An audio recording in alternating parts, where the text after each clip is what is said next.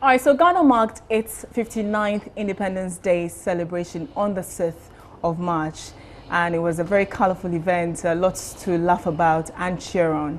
Now, prior to that, we also listened to the president deliver his State of the Nation's address. A lot of issues have come up after that. Today, we have the President of the Republic, Mr. John Dramani Mahama, join us to talk more about it and also what the John Mahama 2016 campaign would look like. Thank you very much, Mr. President, for joining us. Thank you, Bridget. Right. At the Black Star Square, you had the best seat, so you could see everything that was going on. Can you just tell me how you think the Independence Day celebration went? I think that it was very well organized. I want to commend the National Celebration Planning Committee for choreographing the events very well. And I'm sure that Ghanaians watched it live and everybody was quite proud of, what they saw. Indeed, I got a call from President Kenyatta after he got back home, and he expressed, how much he enjoyed, the parade, and he asked me to extend his commendations to our men in uniform and to the school children, for the smart out 10. And he particularly liked the Gold Coast Police. I was coming to that. Gold Coast Police, you were captured on camera, laughing. I was trying to prevent yourself from laughing too much. And unfortunately, one of them passed on, Bobo Kala. And you tweeted a while ago that he brought laughter, joy to so many others, and to you and Lordina Mahama. How well did you know him, and what did he mean to you? I was the reviewing officer, and so I'm supposed to stand to take the salute, and it's a formal duty. And so when they started and I noticed who were involved in it, it was funny. I'm sure everybody laughed, and so I was trying to avoid laughing, but sure. There are sometimes that you just have to give in to your natural instincts. Bob Okala was a friend. Bob was a friend. He was a regular visitor to my house. And my family knew him, my children all know him. And I'm sad that this happened. On Thursday, after the parade, they all came home to come and interact with us. And so all those who had taken part in the Gold Coast Police came. And Bob was amongst them. We took a picture. It was put on the social media. I'm sure many people saw it. But that day I noticed he was very quiet. And when all the rest were having fun, he was sitting very quietly. So I could tell he wasn't well. And so I asked him, and he said, yeah, he had not been feeling well for some time. And so on Tuesday, we arranged for him to go see the doctor. That's the Tuesday after the independence. And he did. And so they took him through many extensive tests, and I think he was about to start his treatment regime, but they had asked him to rest. I don't know what took him to Koforidua, but unfortunately, he collapsed on stage and, passed away. And so I wish on behalf of all Ghanaians to express our condolences to his family. All right, then let's move away from that to the Independence Day celebration. When Uhuru Kenyatta, was it just the extension, or because there were other issues that have come up after the Independence Day celebration? Did the President of Kenya notice those errors? And when you called him, did you talk about that? We actually went through the brochure, and he didn't show that he noticed that he was described as the President of Ghana. But I'm sure in communications, you people call it the printer's devil. It's unfortunate. I think those mistakes are avoidable. And the Chief of Staff is working on it to make sure that that doesn't happen again. It was a beautiful celebration. I don't think it should have been marred by something as simple as, the printer's devil in a brochure. But we went through it. He was particularly intrigued by the picture of Nkrumah and his family. And so he asked that I have ISD make a framed, picture of it and send it to him. And so that's what we were discussing in the brochure, the history of his father and all that. But he liked it. He was happy about it. Okay, but if it was so simple, like you said, the errors. I don't say it was simple. I say it was avoidable. It was avoidable. It shouldn't happen. Yes, yeah. if it's avoidable, why did we have to fire the acting director of the Information Services Department? Why did we also have to move the Flagstaff House Communications Bureau to the Ministry of Communication? Chief of Staff is dealing with that, and I think that the Chief of Staff has received reports on what happened, and so he's taking remedial action to make sure it doesn't happen again. And I think that those are administrative measures that are within his ambit to take. But Ghanaians want to be sure that when we have such an impressive ceremony, it's not marred by things like mistakes in a brochure. I think that we can do it well. I've been Minister of Communications before. ISD was under my purview. And that's an organization that was set up by Dr. Kwame Nkrumah. And they've done some quite marvelous work. And so I think that we must look at the whole, setup. What happens is the National Celebrations Planning Committee oversees the whole celebration, and is made up of institutional representatives. And so ISD, Ministry of Finance, Ministry of Defense, everybody is a part of it. And so we must look at that structure and make sure that we cover every hole and that we don't suffer any such embarrassment in the future. No, but why did the acting director take the fall? Why was he? He said he saw the mistake in the morning, and he had to take a decision whether to distribute it or not to distribute it. I would have thought that the chairman of the Celebrations Planning Committee should have been consulted, whether to distribute or not to distribute. And so, and he wrote and said he takes responsibility for what happened. But I said it's within the purview of the Chief of Staff to deal with and make sure it doesn't happen again. Okay, all right then. Also, on that same day, you delivered a speech. I mean, you talked about how individuals, have brought their own talent, individual quality, and yet have earned a bit of national praise. But that was the theme that was running through everything that you said, really calling on people, to be very nationalistic in what they do and the like. But at the end of it, it was still described as empty. People wanted to hear more. Could you have done anything more than? Well, I think they don't understand the purpose of the independence speech. We have what we call commemorative speeches. Commemorative speeches mark days like Independence Day, where you remember the heroes, of your nation. And commemorative speeches are not heavy on policy. Policy is dealt with in State of the Nation addresses. In commemorative speeches, you're rallying your nation, you're building up the sense of patriotism, you're holding up heroes of the nation so that people can emulate them. I don't know, we're in an election year, so if somebody said it was empty, maybe they might have their motive for saying that. But I've delivered 3 similar speeches from 2013 till date. It was never described as empty, and it's only when we have an election coming up, it says the speech was empty. A speech that talked about Jomo Kenyatta and his role in Kenyan independence, a speech that talks about Amilcar Cabral, the hero of Guinea-Bissau's independence, a speech that talks about Kwame Nkrumah and the Big Six, J.B. Danquah and all of them, can be described as empty. Then I don't know what speech was being expected. It's a commemorative speech. It doesn't carry too much policy. It just rallies people's patriotic instincts. Yeah. But maybe people wanted to hear a bit about the youth. Well, you mentioned, I mentioned the youth and the kind of future we want to create for them and all that, yeah. So that's what it was. And normally those speeches are very short. You can't put too much in them because it's a highlight of a long ceremony. I mean, children have been standing in the sun, security services. So you don't want to come and read a 2-hour-long speech or a 1-hour-long speech, yeah. So you can't put everything in it, yeah. Okay. But I do think that Ghanaians appreciated the speech. Okay. You and your wife particularly have done well in terms of promoting Made in Ghana. But Made in Ghana goes beyond just wearing of clothes. I mean, the Ghanaian needs to feel that pride and the confidence, in whether wearing Made in Ghana clothing or whether using Made in Ghana furniture and the like. But they don't seem to have faith in it. Do you think you have failed in terms of your Made in Ghana drive, your Made in Ghana campaign? Well, I'm sure that this beautiful dress you're wearing is made in Ghana. Absolutely. Yeah? You're very observant, yes. And I think that I see more people, more of our women and more people wear Made in Ghana clothes, throughout the week. Before, it was a campaign that was only for Friday. But today, in the course of the whole week, you find people wearing Made in Ghana clothes. But yes, it's true, like you said, Made in Ghana goes beyond just clothing. It goes to the products that we use every day. It goes to making choices about whether we buy Ghanaian goods or foreign goods. And you know that for quite a long time, we have had a very import-dependent economy.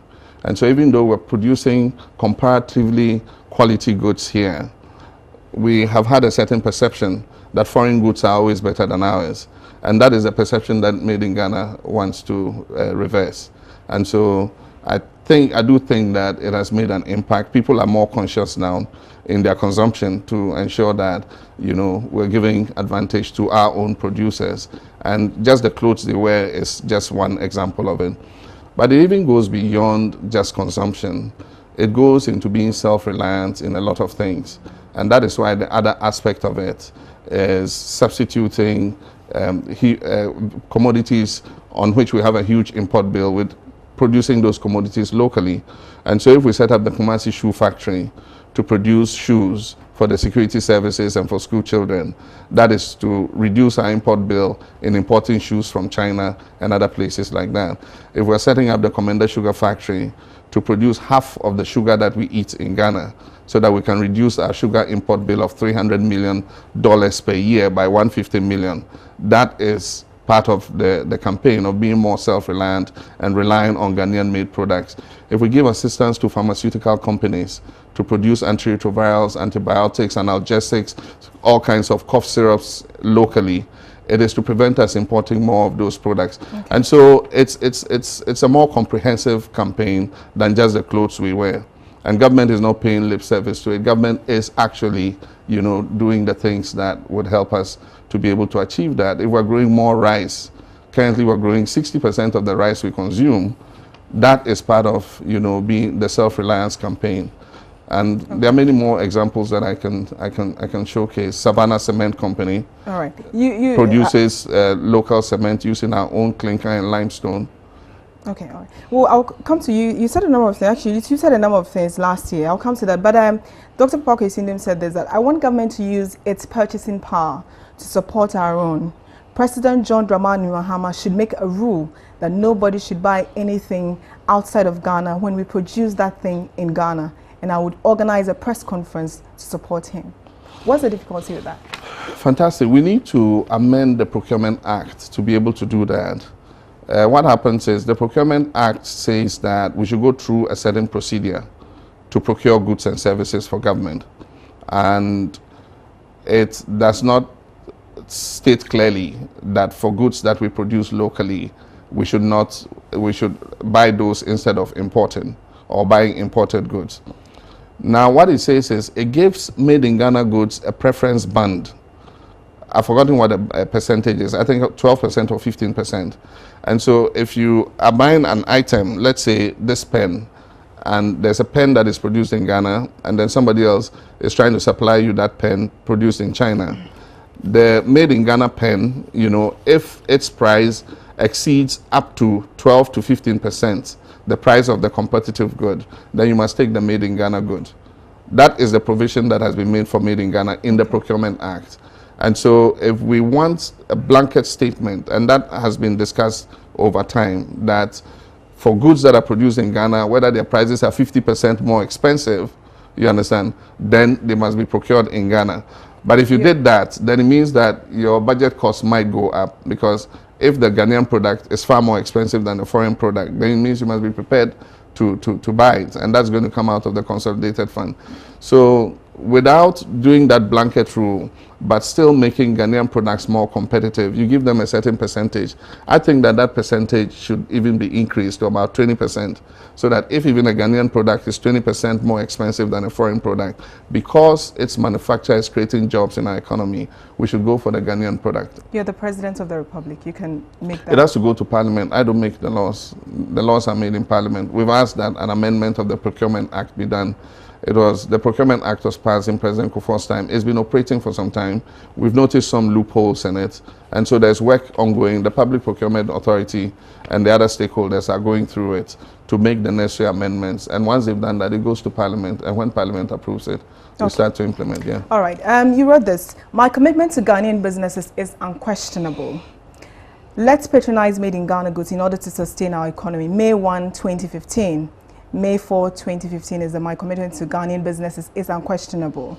And then, as an advocate of made in Ghana goods, supporting local businesses has always been my top priority.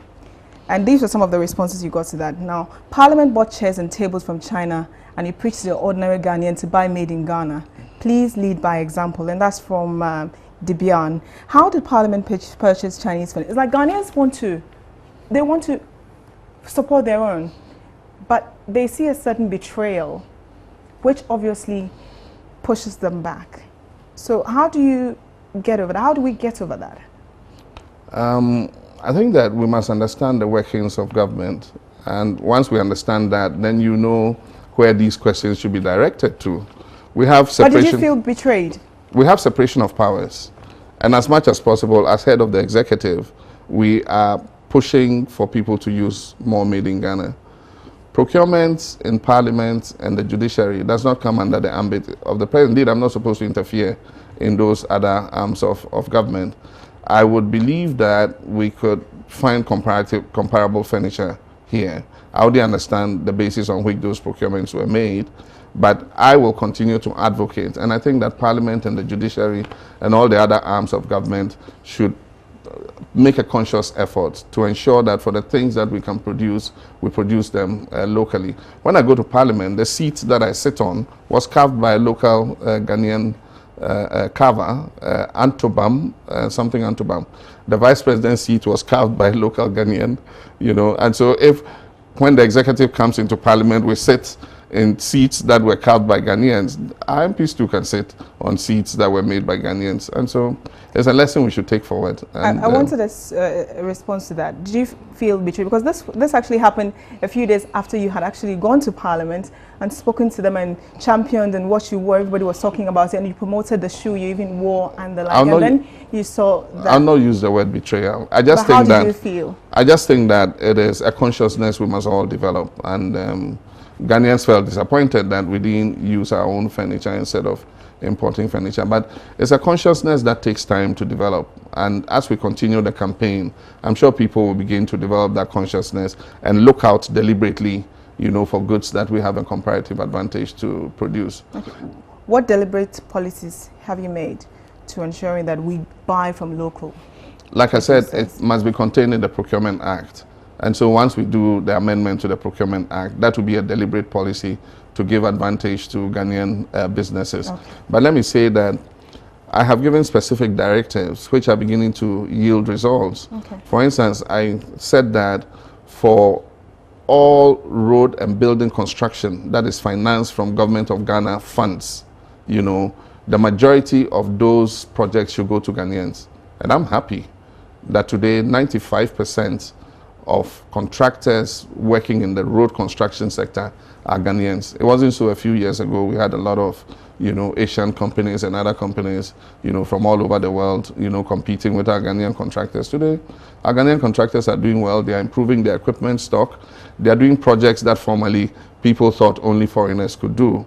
All this asphalt work that is going on, a lot of Ghanaian companies are the ones doing it.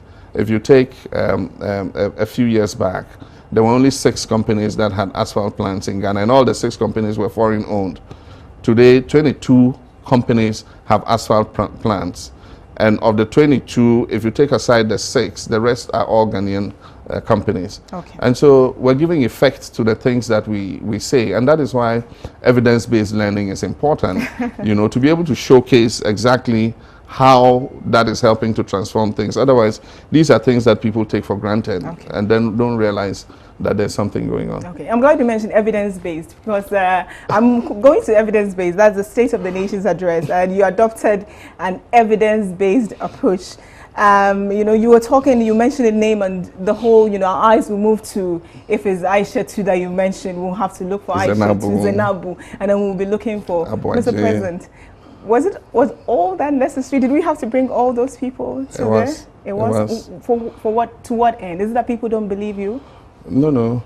People take things for granted. I mean, you build a new hospital, so until and I'm a communications person, until you let people see by evidence how it has changed their lives, often they'll take it for granted. And so the lady I brought from Nkrankwanta, her first child was born in the Doma hospital. And so she had to take transport to Doma. She had to pay for her relatives to come and stay with her in Doma to be able to have her baby. The next baby was born with a polyclinic in her own backyard. And so she literally walked to the polyclinic, had her baby. These are things that, until you tell the story, people will take for granted. I mean, people walk long distances to fetch water. And government puts a water supply project in the town, and so they're able to get clean drinking water. They're no longer reporting the local hospital with waterborne diseases. These are things people would appreciate if you link it to a story. And that's why I mean, these are people who were chosen randomly from all the regions of our country to show how the social and economic infrastructural program that government is implementing is having an effect on the lives of the people. And so it's a commonly known, for those who've done communications and public relations, they know it's a very commonly used instrument to be able to demonstrate, you know, actually what a reality is. Okay. And that is the kind of learning that is used in universities these days. You don't sit in the classroom and then your teacher just rams through lecture notes. You're required to go into the field and look at how the theories that you have learned apply in practical day life. And so evidence-based learning is the fashion in the world today. And so I just used it to demonstrate, you know, what progress we're making in Ghana. I mean, with all of that, it's still described as a well-choreographed political propaganda, uninspiring. It's not a true reflection of what the state is, and that you have lost touch with reality. Well, those ordinary people in the gallery are not reality. Is that what is being said? The people who stood there, those are their stories. After the SONA, nobody has contradicted any of those stories. The driver is still driving from Wa to Tamale in 4.5 hours. And he's able to go twice in one day. He goes to Tamale, he loads back, gets home, and his tuonzafi is still warm for him to be able to eat. Before he would have had to stay in Tamale, pay a hotel to sleep over in Tamale and load the next day to go back. That's a reality you cannot say, I mean, that does not exist. And so if you say I am, you know, out of touch with reality, I mean, I wasn't telling the story. The people were telling the story. Apim Shulamite, she didn't get opportunity to go into secondary school. So she sat at home for 1 year. She worked in a chop bar until we built that school in Ekomfi Otuam. Today she's the assistant girls prefect in Ekomfi Otuam, continuing her secondary education. That is not reality. Then I don't know what else is reality. And I felt very sad that people describe ordinary Ghanaians whose votes you want as being a part of a concert party, you know, something. It's an insult to the Ghanaian, unfortunately. And you might detest your political opponent as much as possible, but you don't insult the Ghanaian people. Okay. These are real people, and I want to express my commendation to them for coming and standing up and being able to be part of the testimony of the change that is happening in Ghana. Okay. And one other thing that came out after the State of the Nation's address, and I remember I think BNFT captured a story where it was, I think, captioned as "you missed out on the economy, you didn't talk so much about the economy." Are you afraid to talk about the economy because of, you know, inflation is high, you know, our growth to GDP ratio is all over the place? Is that a reason why? In my years as Vice President and President, I've virtually become an economist, and I probably would say that talking about the economy is not an area I'm afraid to venture at all. The economy still got very good play, but what you should notice is the economy has two aspects to it. It has the macro, which is all the GDP figures and all that, and it has a real sector, and the real sector talks about the actual interventions that are being made. And I spoke about them. I talked about coffee. I talked about diversifying the export base of our economy. And so I talked about shrimps and aquaculture. I talked about, you know, palm oil, saying that we're going to set up a palm oil development company in order that we're able to expand palm oil production. I talked about coffee. I talked about so many other things. I talked about the hydrocarbon sector, E&I, the transition to the gas era. That is talking about the real sector.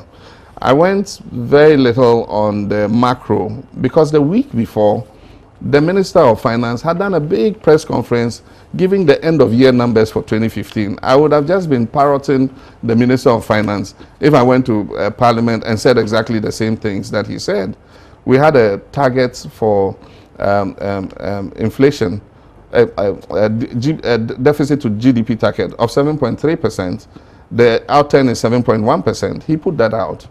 You know, and he said that inflation is slowing down and that we expect that end of year inflation should come to about 12 or 13%. And so the minister had already spoken about it, and I didn't think it was necessary to go and recite all over again the things that he had said. Okay. And so I dealt more with the real sector of the economy rather than, you know, just talking about the macroeconomic figures. But the economy is responding. It's responding, and everybody can see that it is. The cedi is stabilized. If you look at the turmoil that is taking place in the world financial markets, and you look at the fact that 2 of our major exports have suffered price collapses, and that the economy is still being this resilient, then it shows that something is happening. And I believe that all economists, if they take a good look and they're truthful, will tell you that this economy is more resilient than it was. The Minister of Finance is going to go back to Parliament and talk to Parliament about the collapse in oil prices, because crude oil, revenue from crude oil and gas has become a major revenue input into our economy. And so with the low prices, while we're enjoying lower prices for fuel on the market, and we're enjoying that, we're also suffering revenue loss as a result of the low oil and gas prices on the world market. So. Okay. All right. With the business environment, the business barometer was released, and the top 10 challenges that a lot of businesses in Ghana are confronted with. They talk about multiplicity of taxes. They talked about energy, high cost of energy, and the like. And quite recently, you have the Ghana Union of Traders Association, GUTA, embarking on a 3-day strike. I mean, these are people who live just on every single day what they earn, but they were willing to starve themselves to drum home a point because they were just unhappy about the taxes. One, the secretary to the association was spoken to, and he said, I haven't heard anything from government. We've done this for 3 days. Nobody has spoken to that. Would you listen to them? Because they're talking about I think 2% importation levy. That is, they're paying another 1%, I think. And they feel it's too much, plus the 17%. Would you listen to them?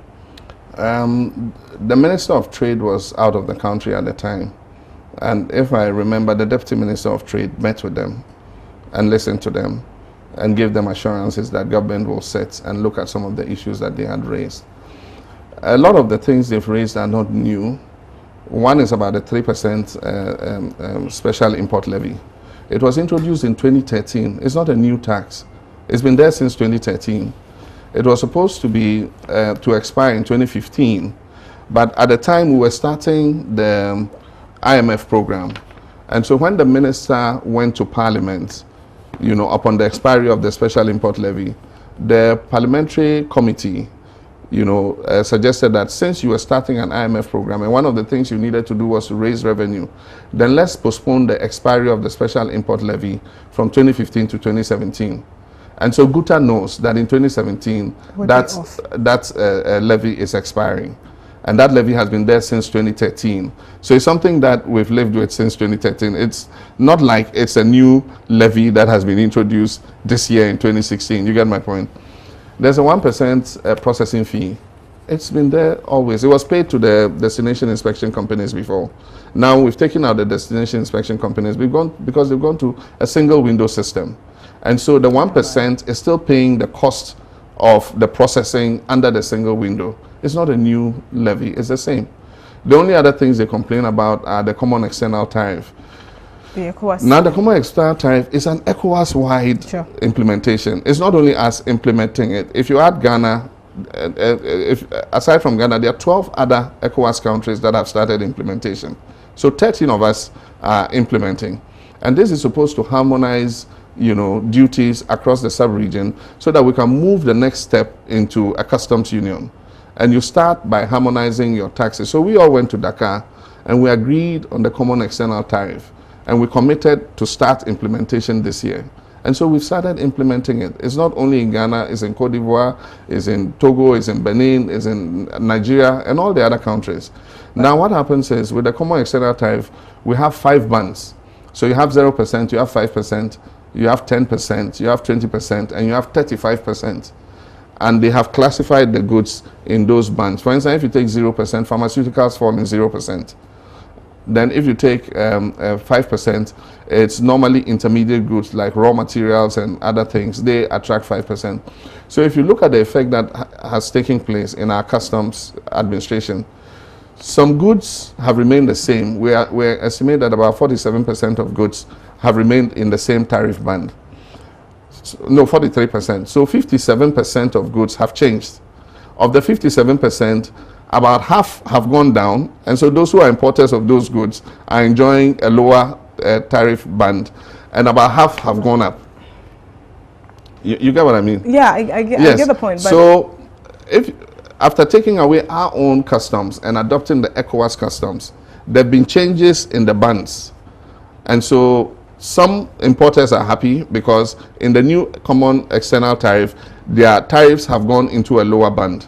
And some importers are not happy because in the new tariff, their tariffs have gone into the higher band.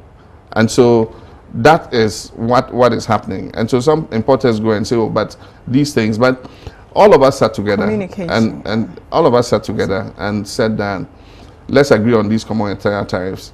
And we agreed that we should ease the tariffs for items that are being manufactured within West Africa. And that's why pharmaceuticals, for instance, we put 0 rating on raw materials for pharmaceuticals. And so pharmaceutical companies importing raw materials and packaging into Ghana do not pay any duties.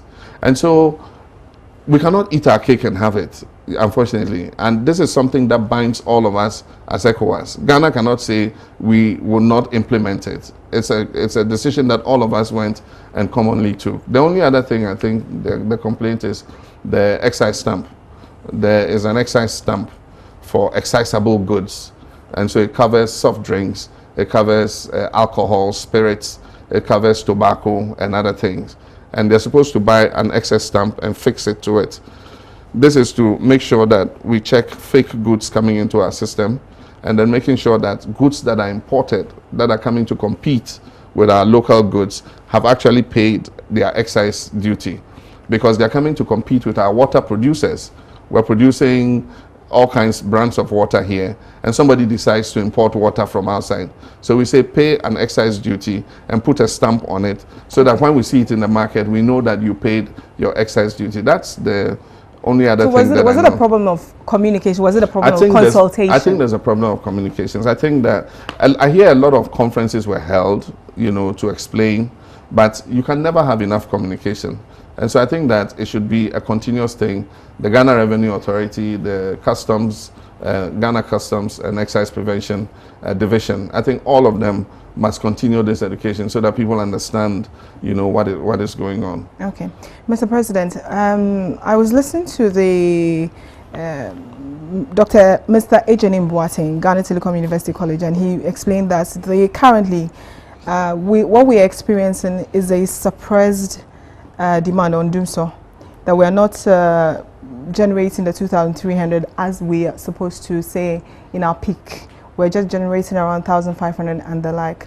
And so at some point, we will go back to Dumso.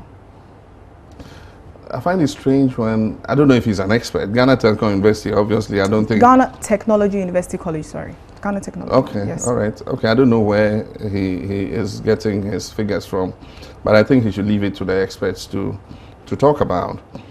It's not a question of suppressed demand. Last year, by this time, we were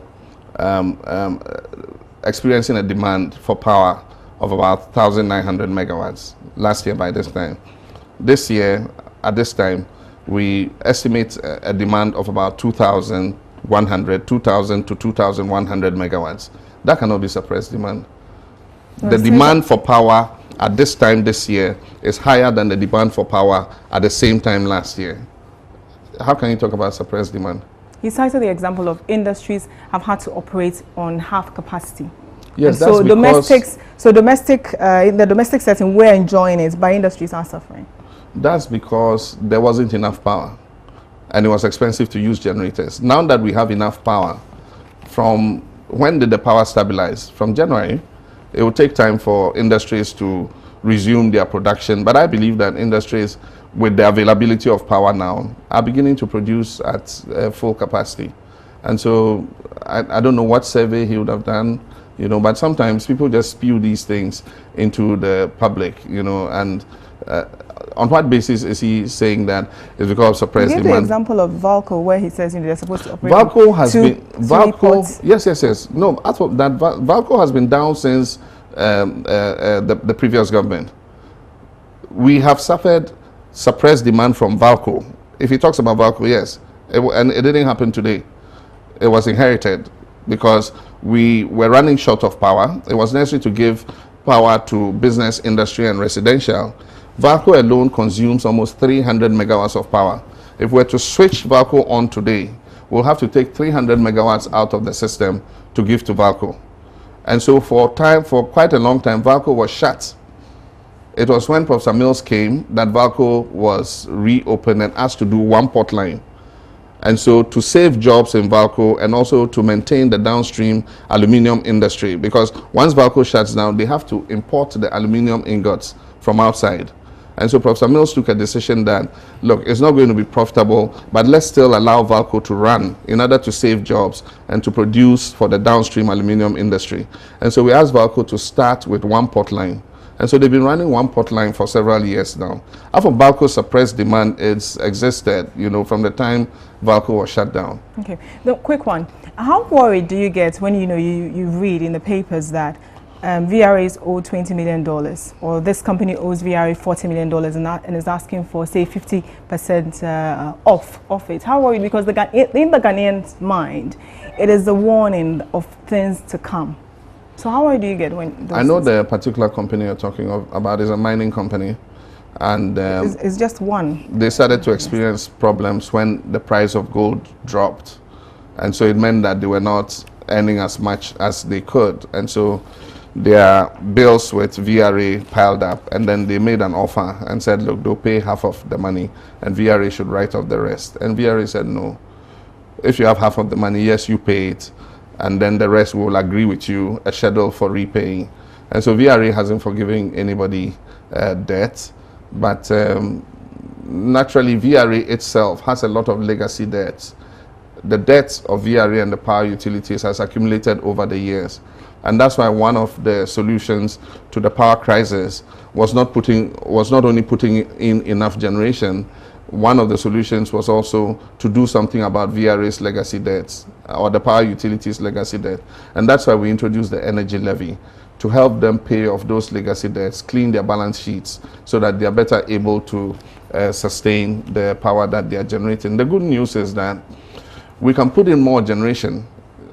The fear was that if you put in too much generation and you had excess generation above demand, then you're going to be paying capacity charges, especially now that we have IPPs producing the power. You're going to pay capacity charges for power that you were not utilizing.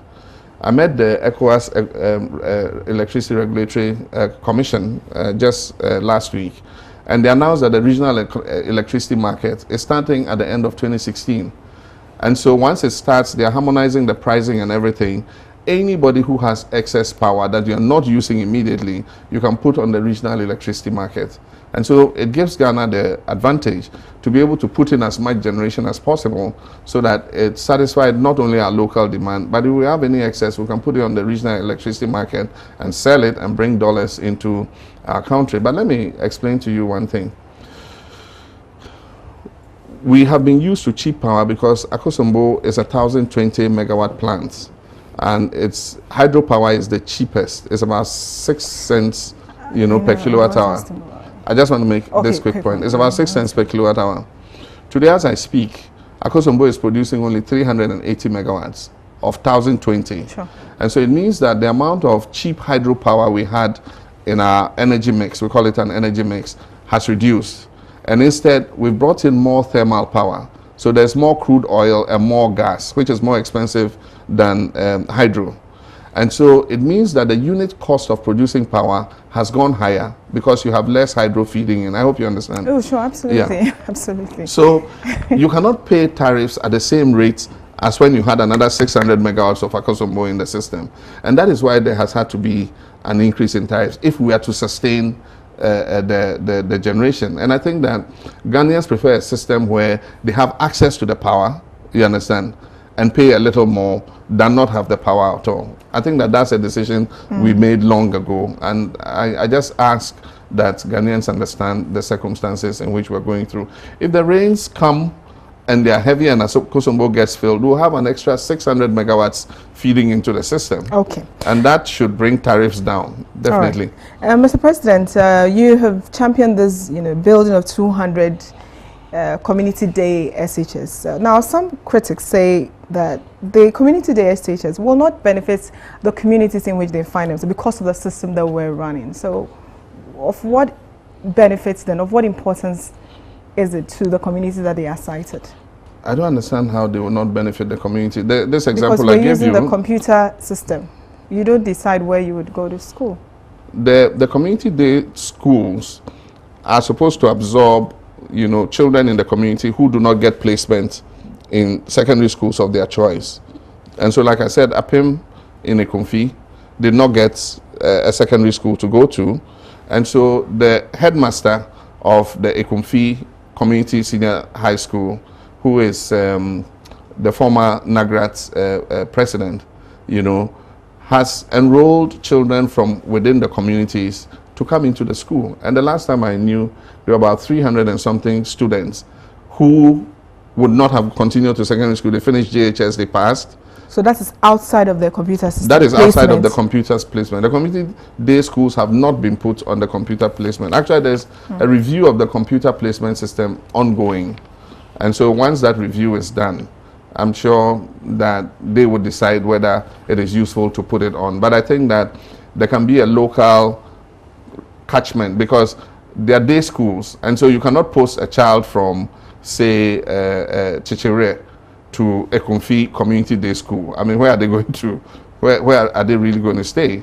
And so it necessarily must capture the children who have not had the opportunity in the regular schools, and so who are staying at home because there's no secondary school in their community. Okay. Yeah. Thank and you.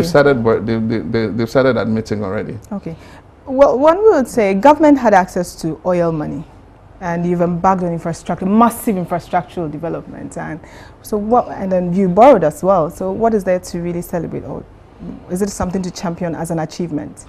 I think that the basis for economic growth and progress is putting in the relevant social and economic infrastructure.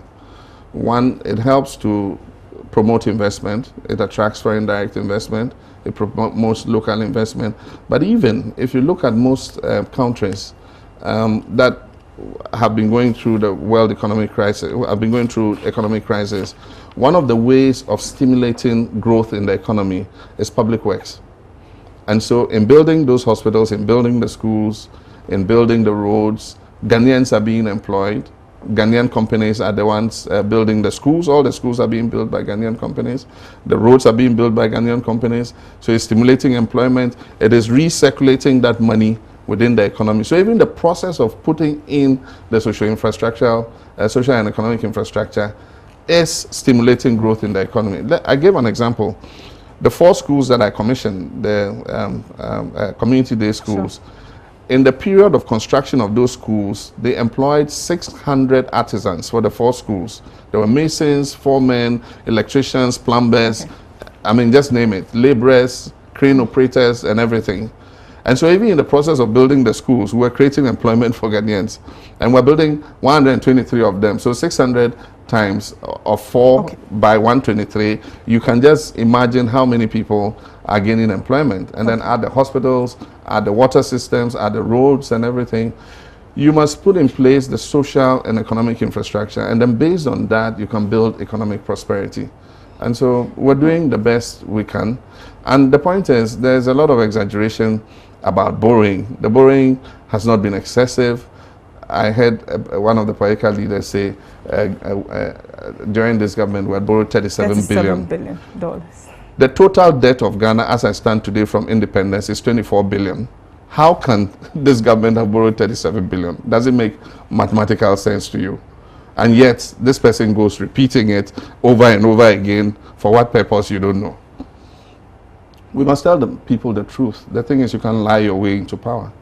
Okay. And speaking of which, you mentioned you've commissioned 4 and we're in March. There are 10, and you also mentioned there that... are 10, as I speak, there are 10 ready. And I said I'm commissioning them myself. Yes. But I've asked the education service to start populating them with children. They shouldn't wait till I commission them. And so I've told the Ministry of Education, where the schools are ready, appoint the headmasters and start populating the schools. I will come round and I'll commission them. So you say 4, there are 10 ready as I speak. The Ministry of Education has to set the date. You promised 200 and we're in March. We're building 123 as of now. at various stages of completion. The sites, some of them, the sites have been handed over, they've started the profiling. But the early ones that we started, the 50 and the World Bank 23, that's 73 of them. Many of them are in advanced stages of completion. And then the other 50 are coming up. And so 123, yes, we promised 200. We have 123 ongoing. Will they be ready before elections? Many of them will be ready before elections. Okay. And what I'm saying is we're not waiting to finish all before we populate the schools. And so as we're finishing the schools and they're handing over to Ministry of Education, we're putting the children into school. Okay. What would you say is the single most important achievement of the John Mahama administration? First, what would you say? We've been dealing with a lot of things, and so when I'm asked this question, I cannot really answer it, because when we came into office, there were challenges in virtually all sectors. And so it's difficult to single out one thing and say that I think is the most important achievement. But for me, I think the most important achievement is that we've continued the tradition of my predecessors. President Rawlings took it, he handed over to President Kufuor and then to President Mills. We've maintained a stable, peaceful country where we're touted as a model of democracy. People have free speech, they are able to go about their duties. We respect human rights, we respect constitutional governance. I think that if you ask of an achievement, is that the mantle was handed over to me, and I've been able to maintain, what was handed over to me by my predecessors. What has been the most challenging part of your presidency? The most challenging? I'll say that the most challenging has been the power crisis.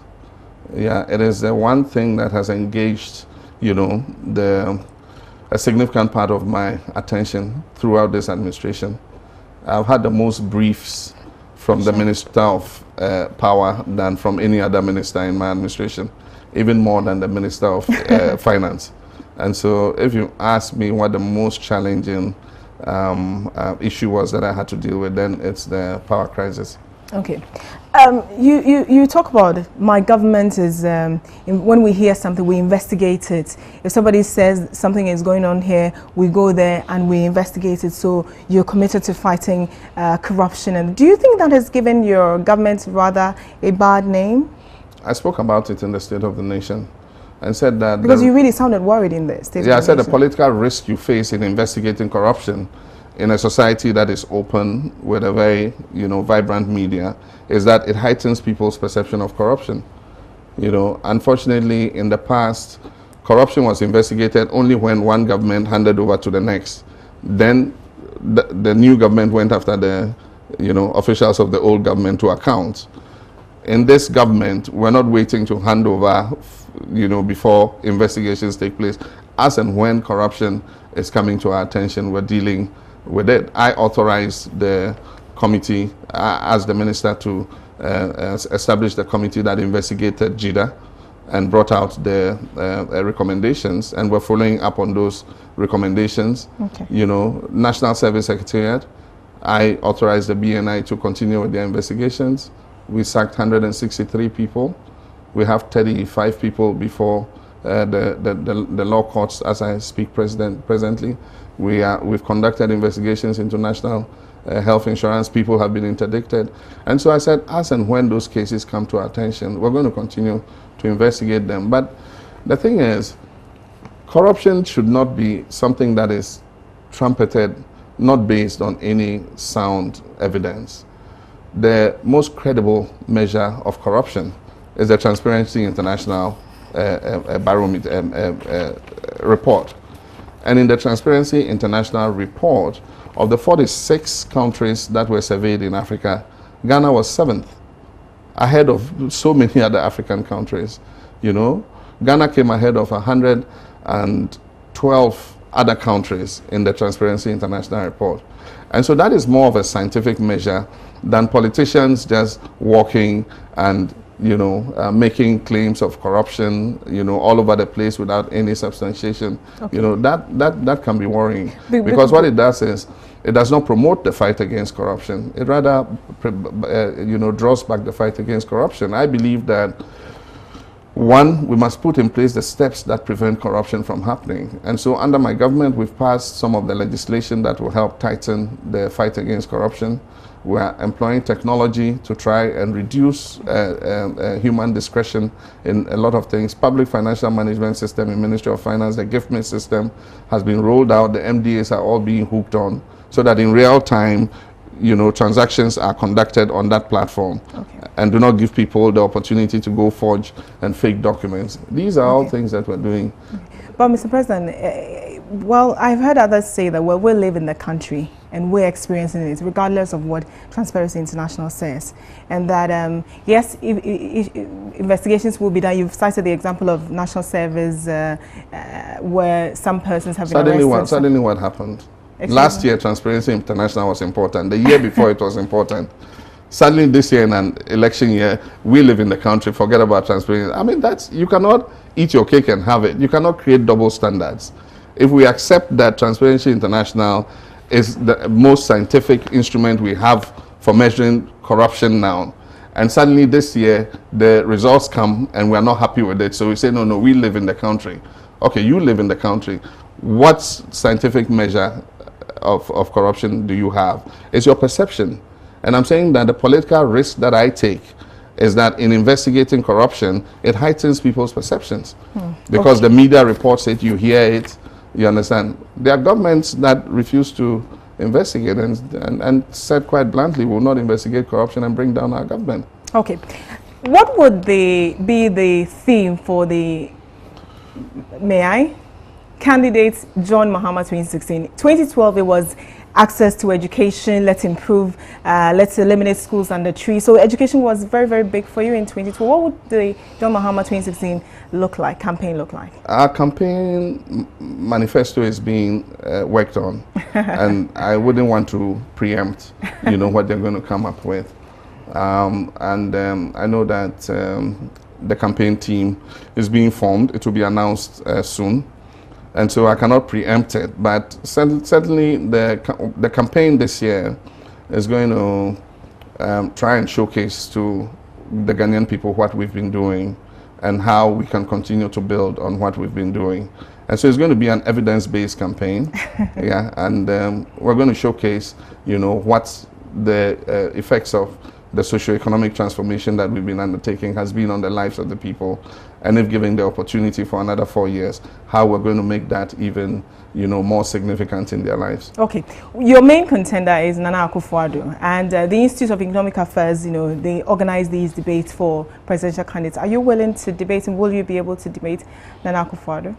I'm willing to debate Nana Akufo-Addo any day. Even if you called him today, we'll put it here and start debating the issues. And so I don't have a problem with debating Nana. Indeed, he's made a lot of contentious statements that I would have wished that you had him here so that we will debate those issues. But essentially, our parties are involved in this, in agreeing the format of the debate, who organizes it and all that. And so it's not for me to say. I'm sure that the NDC party, at the appropriate time, if they are invited to debate, will have to take a decision on whether they feel comfortable, with whoever is organizing the debate and all that. And so it's not for me to say. But I said I'm willing, even this afternoon, if Nana presented himself, to take him on all those contentious statements that he's made. Okay. I'm very passionate about women issues, and I know you're passionate about women issues. Very passionate. And this year you pledged, your wife was first to do that, and you pledged to support gender parity. One of the things that successive governments have not been able to do is actually ensuring that we have gender parity, whether in governance and the like. You have done well. I mean, about 28%. This government has appointed more women than any government. Any other government, yes. Yeah. Yes, but parity is not 40-60. Parity is not 30-70. Parity is 50-50. So what is the difficulty? Is it that we don't have women who are qualified and capable? That is why governments have not been able to equal it. We're building towards that. And that's why we keep going up. We hit 30%, and it is our intention to continue to push the number of women. And I'm sure that if I had the opportunity, I'll appoint even more women, because they perform just as well, if not better, than their male counterparts. I mean, if you look at some of the female ministers in my government. Nana Jane Opoku, has done fantastically at education. Marietta Brewer-Pierre-Opon, the Attorney General, she saved this country more than $1 billion in defending judgment debt cases. There are so many of them. Oye is in gender and children, because of the work she's done in gender and children, the donors have come back on board and are supporting her in many of the programs. So women have done exceptionally well, and I feel comfortable, appointing them into my government. But I think that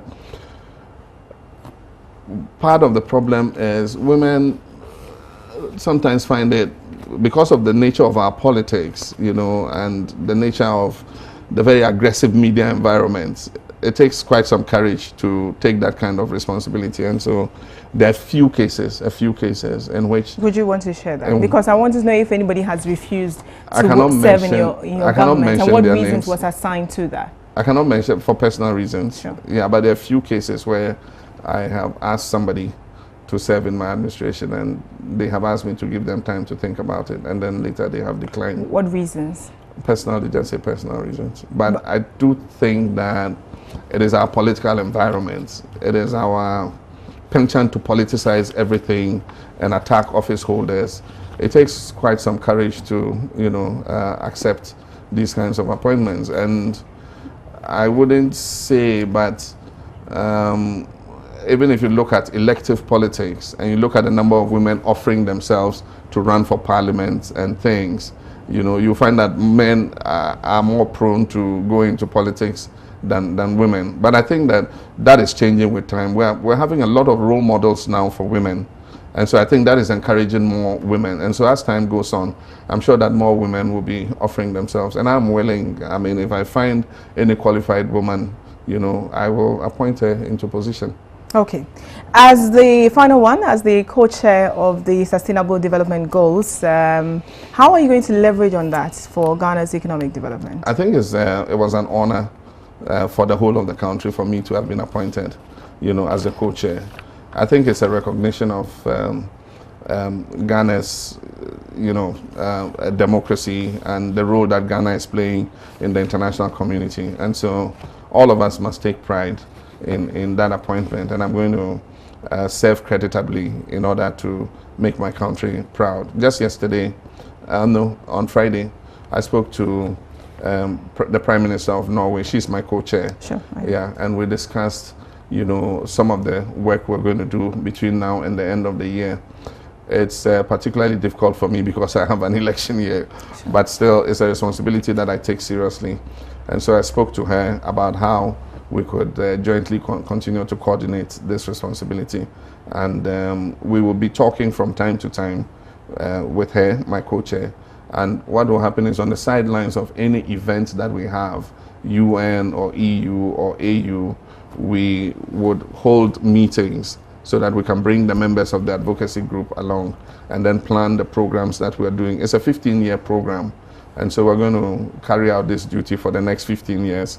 And so it's early days yet, but I'm sure that we will carry the responsibility and make the world proud. Okay. And as you get into the campaign mood, you sort of get excited. There were a few times that you climbed the campaign platforms and, terms like Opana came out of you.